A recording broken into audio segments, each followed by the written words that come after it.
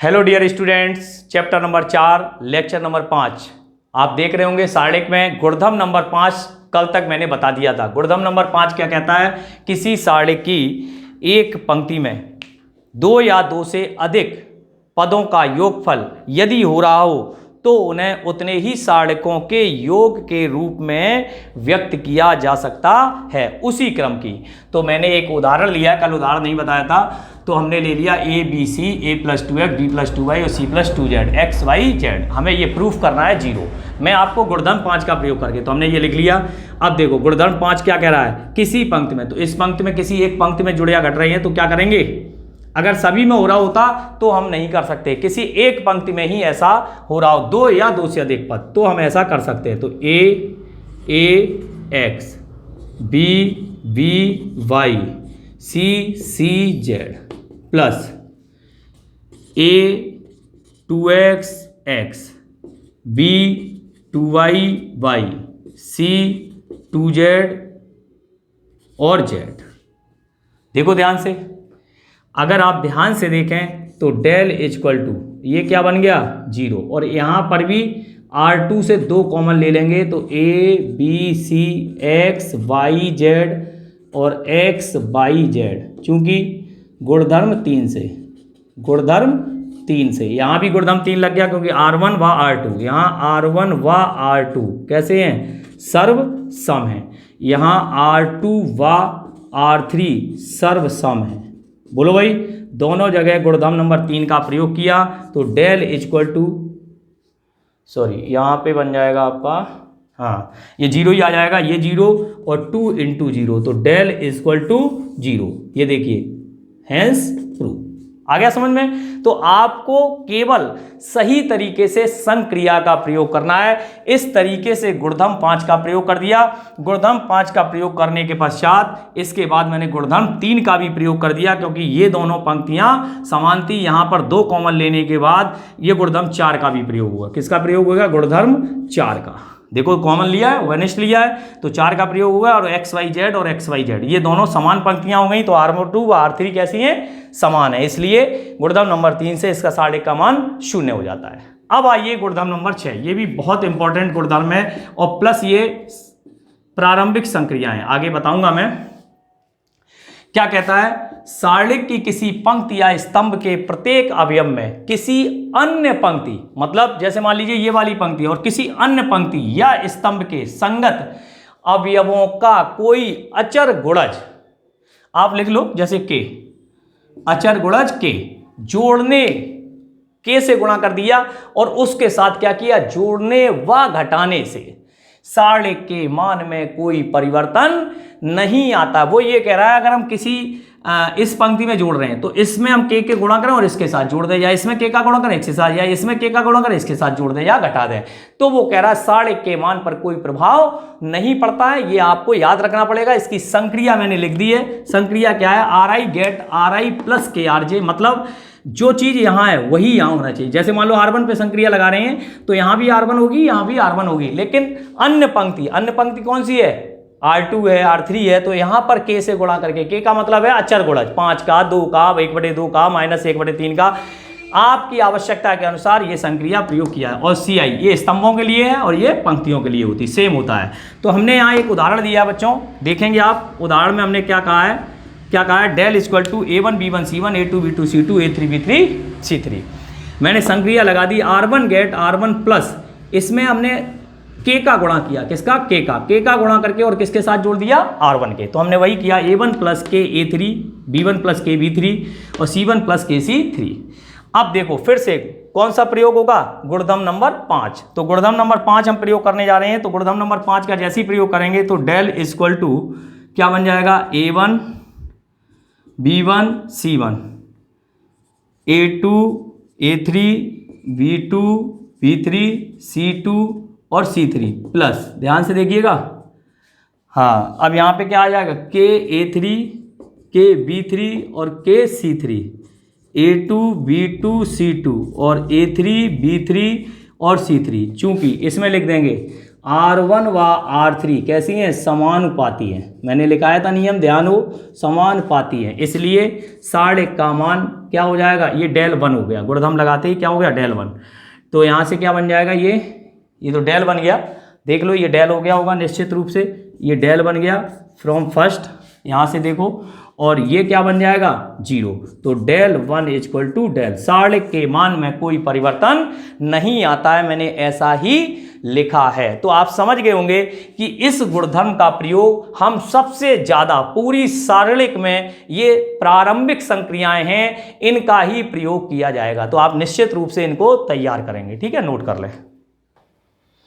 हाँ बच्चों, तो देखेंगे गुणधर्म नंबर 6 हो गए। 7वां गुणधर्म देखेंगे, सारणिक की किसी पंक्ति या स्तंभ के अवयवों का, सारणिक की किसी पंक्ति या स्तंभ के अवयवों का क्या, किसी अन्य पंक्ति में, जैसे R1 R2 R3 है, तो अन्य पंक्ति में या स्तंभ के संगत सेकंड, दूसरी मतलब अन्य पंक्ति के सेकंड ले लें और कोई दूसरी पंक्ति के अवयव ले लें, सेकंडों से गुणा करने पर प्राप्त राशियों का योग सदैव शून्य होता है। तो हमने एक सारणिक लिया है, A11 A12 A13 A21 A22 A23 A31 A32 A33। तो आप देख रहे होंगे, तो आराम से आप इसको देख सकते हैं, कहीं भी कोई दिक्कत नहीं है। तो AIJ का, चूंकि AIJ का सेकंड FIJ होता है, तो A11 का F11 होगा। तो हमने जो लाइन लिखी है, मैंने क्या लिखा, पहली पंक्ति के, मैं लिख दे रहा हूँ, पहली पंक्ति के अवयव, पहली पंक्ति के अवयवों का दूसरी पंक्ति के सेकंडों से गुणन शून्य है, ठीक है। तो हमने क्या किया, पहली पंक्ति के तो अवयव लिए और दूसरी के सेकंड का गुणा करके योग किया, तो उनका साढ़िक का मान, मतलब जो वैल्यू आती है वो 0 आएगी, ठीक है ना, ये नियम। और हमने वहां पे लिखाया था, जिस पंक्ति के अवयव लें उसी के सेकंडों का गुणा करें तो साढ़िक के मान के बराबर आता है। ये आपको याद रखना, और इसका यूज आएगा, अपने में एक सवाल है वो भी आएगा। गुणधर्म नंबर 8, आराम से समझे, कोई भी चीज आपके, अब जैसे मान लीजिए आपने ये स्तंभ ले लिया और अवयव आप सेकंड इसके ले रहे, तो गलत। इसी के पंक्ति के अवयव है वो पंक्ति के सेकंड है, तो पीछे वाला नियम, साढ़िक के मान, ये ले लिया और इसके सेकंड ले ली तो भी गलत, ठीक है। ये ले लिया और इसके सेकंड ले ली तो इसके सेकंड ले ली तो भी गलत, सेम होनी चाहिए। गुणधर्म नंबर 8 क्या कहता है, यदि किसी साढ़िक के किसी पंक्ति या स्तंभ के सभी अवयव कैसे हो, शून्य हो, तो साढ़िक का मान निश्चित रूप से शून्य होगा। मैंने आपको ये तो बता ही दिया, अगर 2 शून्य हो तो वो 2/2 की साढ़िक रह जाती है, लेकिन अगर 3 शून्य हो तो साढ़िक का मान ही शून्य हो जाए। R2 के सभी अवयव शून्य है, इसलिए हमें कुछ हल करने की जरूरत नहीं है। दैट क्लियर, कहीं कोई दिक्कत? ये तो डायरेक्ट दिखने वाले गुणधर्म है, ये डायरेक्ट दिखने वाले गुणधर्म है, इसमें कुछ कर नहीं सकते हम लोग, और डायरेक्ट ही प्रयोग किया जाएगा। अगर याद है तो ठीक है, नहीं है तो फिर समस्या बनी रहेगी। और याद तो बच्चों करने ही पड़ते हैं, ठीक है, हमें भी याद ही करने पड़ते हैं। हम कोई ये थोड़ी नहीं है कि हर चीज़ मेमोरी में रखना पड़ता है। जब आप पूछते हो तो मैं भी तो मेमोरी से निकालता हूँ, तो इसी प्रकार हमारी तरह आपको भी याद रखने पड़ेंगे। जितना ज़्यादा मैथमेटिक्स में आप चीज़ों को लर्निट कर लेंगे, मेमोरी में रख लेंगे, उतना ही ज़्यादा मैथमेटिक्स सरल होता जाएगा, कठिन से सरल की ओर भगता चला जाएगा, अपने आप ही हो जाता है। मुझे कोई जरूरत, प्रैक्टिस मोस्ट देन प्रैक्टिस कीजिए। गुणधर्म नंबर 9 की बात करते हैं, त्रिभुजाकार आव्यूह। मैंने आपको पढ़ाया था त्रिभुजाकार आव्यूह 2 प्रकार के होते हैं, ट्रायंगुलर मैट्रिक्स 2 प्रकार की होती है, एक निम्न त्रिभुजाकार और एक ऊपरी त्रिभुजाकार। तो आप देख रहे होंगे यहां से त्रिभुजाकार आव्यूह से संबंधित साढ़िक का मान उसके मुख्य विकर्ण के अवयवों का गुणन होता है। हमने क्या बताया था आव्यूह में कि अगर मुख्य विकर्ण के नीचे के अवयव शून्य है, सभी अवयव शून्य है, तो वो ऊपरी त्रिभुजाकार आव्यूह कहलाता है, और अगर ऊपर के मुख्य विकर्ण के ऊपर के हैं तो निम्न। तो मैंने लिखा है, तो यहां देखिए 5 1 0 2, तो 5 दूना 10, 10 - 0, नियम के अनुसार 10 आ गया। हमेशा उनके मुख्य विकर्णों के गुणनफल के बराबर, इसका गुणा करो या मत करो कोई प्रभाव। यहां पर भी ये निम्न है, वैसे तो 4 दूनी 8, उत्तर कितना हो गया 8। इसकी उपप्रमेय है सारणिक ऑफ IN। अगर हम सारणिक किसी भी इकाई आव्यूह का सारणिक लें, उपप्रमेय ये मोस्ट इंपॉर्टेंट है, इसको आप नोट जरूर कर लेना निश्चित तौर पर, ठीक है। किताब में भी लिख रही है, ये सब चीजें किताब में भी हैं, आप टेंशन मत लें, आप देखते चलें। जहां मैंने लिखा है कहीं थोड़ा बहुत इधर उधर हो सकता है, उदाहरण सब अलग होंगे, उनको आप चेक कर सकते हैं। तो सारणिक ऑफ IN, n कोटि का वर्ग आव्यूह, n की जगह 1 हो सकता है, 2 हो सकते, 4 हो सकते, 5 हो सकते, कुछ भी हो सकता है। तो इस तरीके से आप देख लें, ठीक है ना।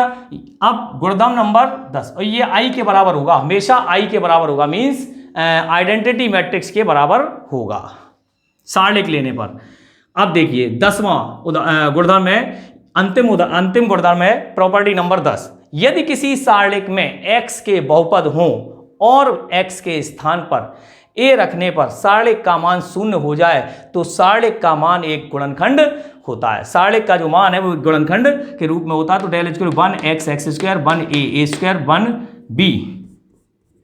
1b b स्क्वायर, ठीक है ना, 1b। आप इसको सॉल्व करोगे बिल्कुल एज इट इज। अब मैं x बराबर a और x बराबर b रख दिया, तो जैसे ही हमने x बराबर a रखा तो 1a स्क्वायर 1a, R1 और R2 कैसी हो गई, सेम। गुणधर्म नंबर 3 से सारणिक का मान शून्य, तो x इक्वल टू a, तो x minus a is the factor of this सारणिक, है ना। तो हम कह सकते हैं ये इसका एक गुणनखंड होगा। ऐसे ही हमने b रख दिया तो 1b b square 1b b square, R1 और R3 समान हो गए। गुणधर्म नंबर 3 से ये भी शून्य, तो x बराबर b अर्थात x माइनस b बराबर 0, अर्थात x माइनस a और x माइनस b इनके दो गुणनखंड होंगे।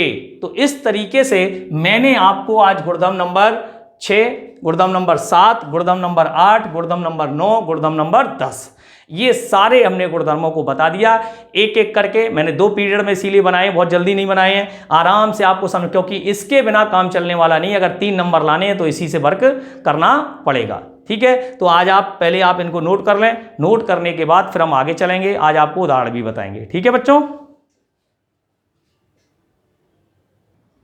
हाँ जी बच्चों, सबसे पहले एक चीज देखेंगे जो हमें सारणिक में प्रयोग करनी, वो तो गुणधर्म थे। गुणधर्म के साथ मैंने संक्रियाएं भी बताई थी। तो ये प्रारंभिक संक्रियाएं कहलाती हैं, जैसे RI इंटरचेंज RJ।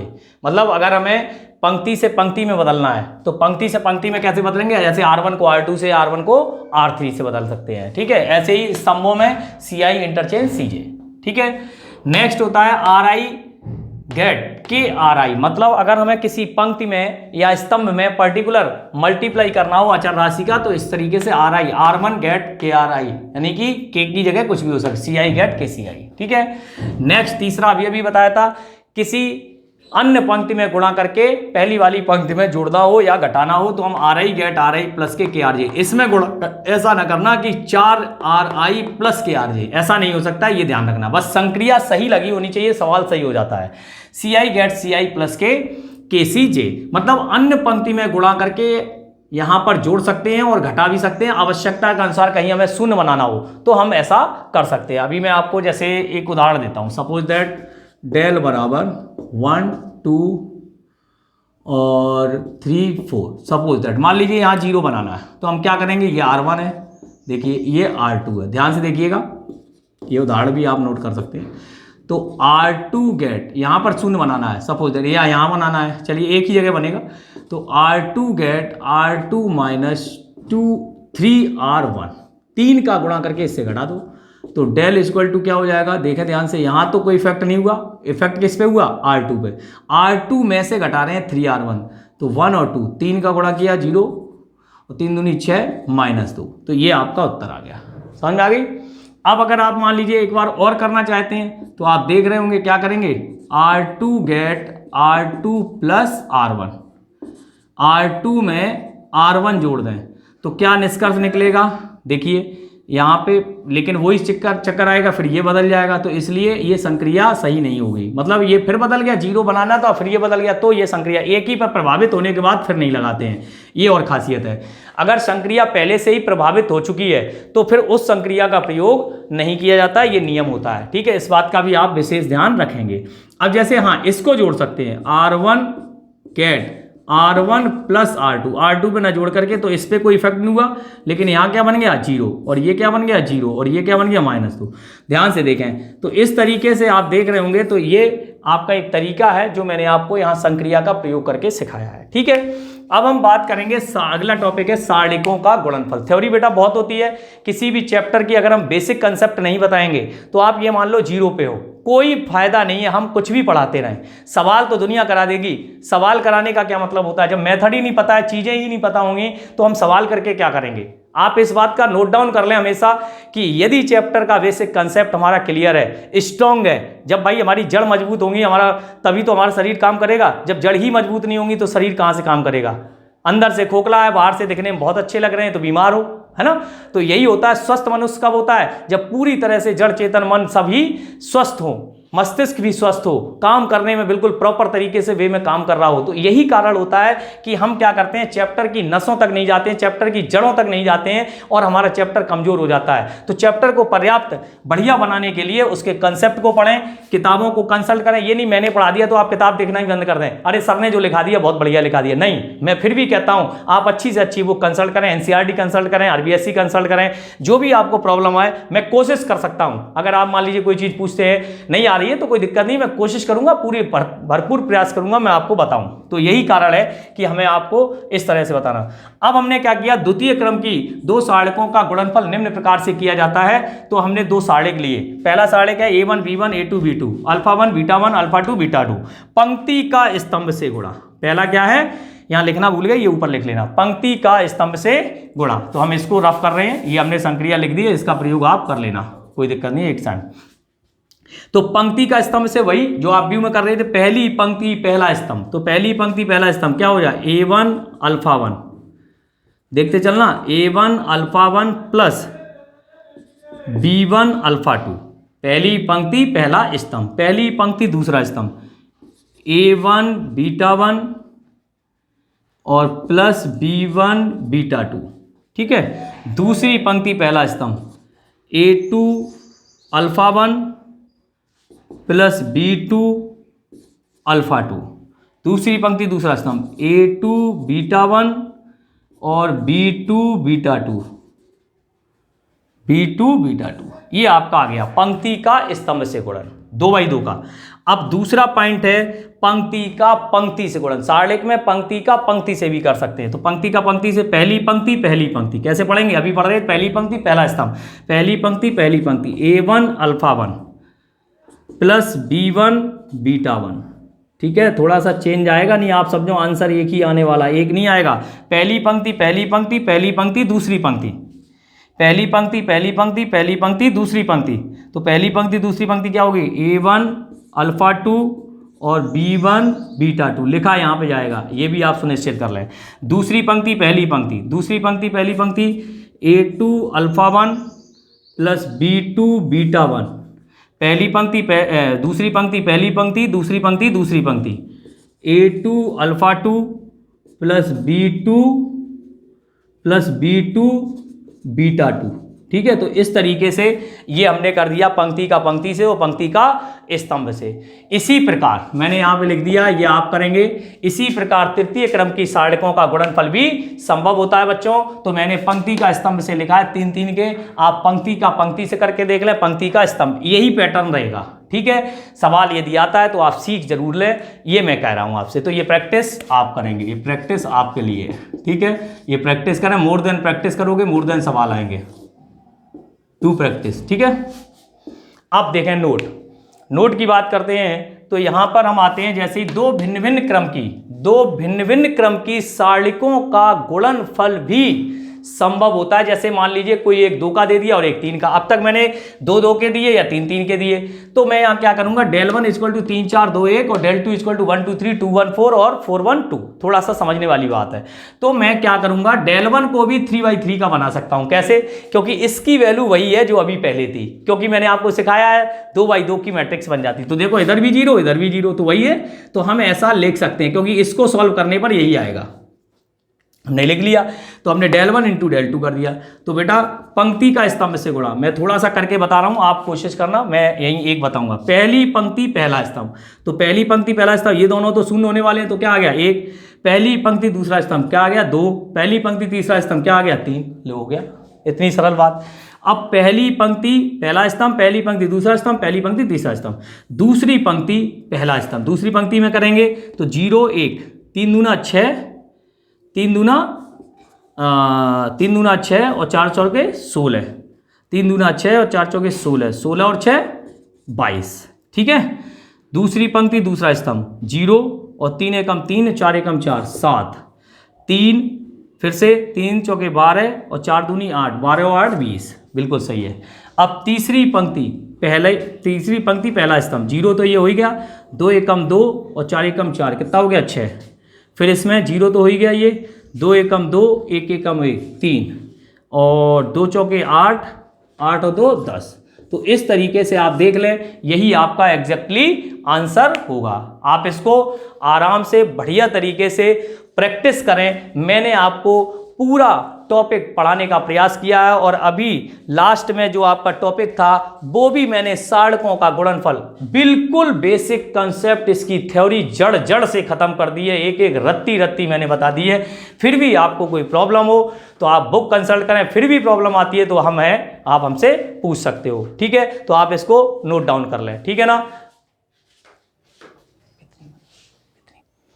हाँ बच्चों, तो आज हम आपको अभी जो वीडियो बना रहे थे लेक्चर नंबर 5 में और लेक्चर नंबर 4 में, अब तक मैंने आपको जो जो पढ़ाया है वो एक बार डिस्कस कर लेते हैं। साड़कों के गुणधर्म में पहला जो गुणधर्म था उसमें साड़कों की पंक्तियों को स्तंभों से, स्तंभों को पंक्तियों से बदलना, ठीक है। दूसरे में दो पंक्तियों को या दो स्तंभों को परस्पर बदलना। तीसरा गुणधर्म जो था, किसी साड़क की दो पंक्तियां या दो स्तंभ समान हो, सर्वसम हो, शून्य हो जाता है। गुणनखंड कॉमन लेना, है ना, समानुपाती होना, ये गुणधर्म नंबर 4 है। गुणधर्म नंबर 5 में मैंने क्या बताया, यदि किसी साड़क की एक पंक्ति या एक स्तंभ में दो या दो से अधिक पदों में योगफल के रूप में दिए गए हैं तो उतने ही साड़कों के योगफल के रूप में व्यक्त किया जा सकता है, ठीक है। छठवां, किसी पंक्ति में अगर हमें जोड़ना है तो अन्य पंक्ति में गुणा करके जोड़ सकते हैं या घटा सकते हैं गुणजों में, तो उस साड़क पर कोई प्रभाव नहीं पड़ता है। और सातवां वही कि यदि हम किसी पंक्ति के अवयव लें और दूसरी अन्य पंक्ति के सेखंड लें और उनका गुणा किया जाए तो उनका योगफल